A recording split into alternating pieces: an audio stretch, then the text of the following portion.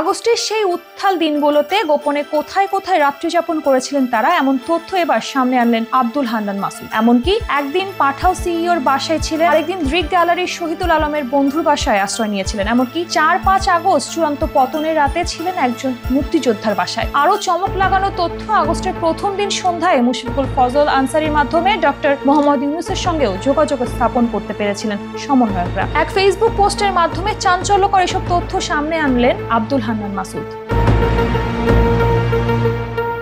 পোস্টের শুরুতে তিনি লেখেন, উত্তরার কুয়েত মৈত্রী হাসপাতাল থেকে গোয়েন্দা বাহিনীর ধাওয়া খেয়ে মুনতাসির রহমানের মাধ্যমে আমরা প্রথমে আশ্রয় নিই বাংলাদেশের প্রভাবশালী একটি আন্তর্জাতিক সংস্থার কার্যালয়ে। সেখান থেকে আমরা প্রথম ভিডিও বার্তা দিই। তারপর দিন আমাদেরকে আশ্রয়ের ব্যবস্থা করে দেন দৃক গ্যালারির প্রতিষ্ঠাতা শহীদুল আলম ভাই, ওনার বন্ধুর গুলশানের একটি স্বনামধন্য ইংলিশ মিডিয়াম স্কুলে।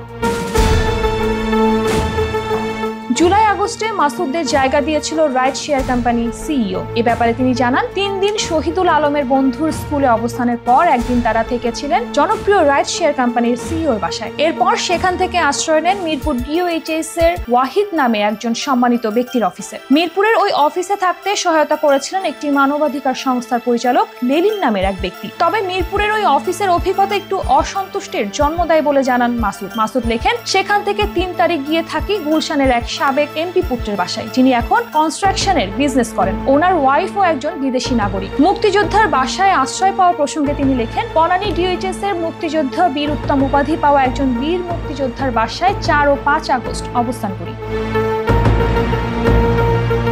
জুলাই অভ্যুত্থানের শিবিরের প্রসঙ্গ টেনে মাসুদ লেখেন, আচ্ছা ভাই, এখানে কোনটাকে আপনাদের শিবিরের ম্যাচ মনে হচ্ছে, দয়া করে জানাবেন।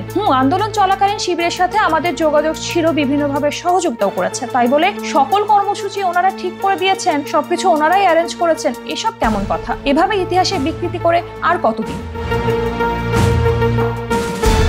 পোস্টের শেষ অংশে আগস্টের শুরুতে ডক্টর মোহাম্মদ ইউনূসের সাথে সমন্বয়কদের যোগাযোগ হয় বলে জানান তিনি। শেষ অংশে লেখেন, আন্দোলনের সময় আমরা বিভিন্নভাবে প্রবাসী সাংবাদিক তাসনিম খলিল, জুলকারনাইন সায়ের, মুশফিক ফজল আনসারী প্রমুখ ব্যক্তিবর্গ এবং বাংলাদেশের ফ্যাসিবাদ বিরোধী লড়াইয়ের বিভিন্ন সিনিয়র নাগরিকদের সাথেও যোগাযোগ স্থাপন করি। ওনারাও বিভিন্নভাবে আমাদের সহযোগিতা করেন। আন্দোলন চলাকালীন মুশফিকুর ফজল আনসারী ভাইয়ের মাধ্যমে সর্বপ্রথম 1 আগস্ট সন্ধ্যায় ডক্টর মোহাম্মদ ইউনূস স্যারের কাছ থেকে প্রথম মেসেজ পাই।